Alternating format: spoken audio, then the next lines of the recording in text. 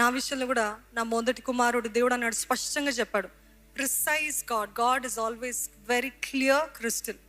He told me he's going to give us a son, not that we prayed for a son. కానీ గర్భం ధరించకముందే దేవుడు అన్నాడు, ఇదిగో నేను నీ కుమారుడిని ఇవ్వబోతున్నానని.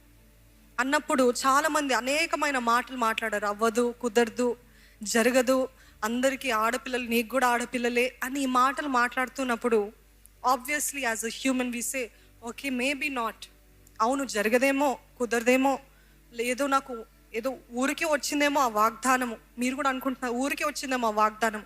దేవుడు అన్నాడు, మిమ్మల్ని జనములకు ప్రవక్తగా చేస్తానంటే మిమ్మల్ని చూసి మీరు నవ్వుకుంటూ, నేనా జనములకు ప్రవక్తనా అని నవ్వుకున్నారా? డిస్కరేజ్ చేసుకున్నారా? అవిశ్వాసపు మాటలు పలికారా? శూన్యమైపోతాయి ఆ మాట, శూన్యమైపోతుంది ఆ వాగ్దానం.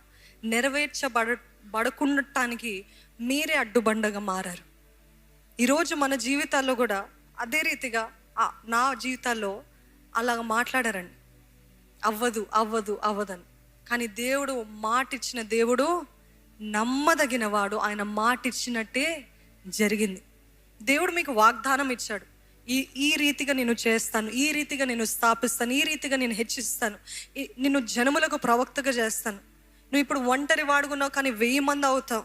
నువ్వు ఇప్పుడు ఒంటరి దానిగా ఉన్నావు కానీ నిన్ను ఇల్లాలుగా చేస్తాను, నీకు గర్భఫలం ఇస్తాను. లేకపోతే ఏ విషయంలోనో దేవుడు వాగ్దానం ఇచ్చాడు. కానీ ఆ వాగ్దానం చూసుకొని ఏహే అని నవ్వుతూ తీసి పడేస్తూ మాట్లాడుతున్నట్లయితే వ్యర్థమవుతుంది. అందుకని దేవుడు అన్నాడు స్పష్టంగా, ఇదిగో ఏ మాట మీ నోట్ల నుండి రానివ్వకండి.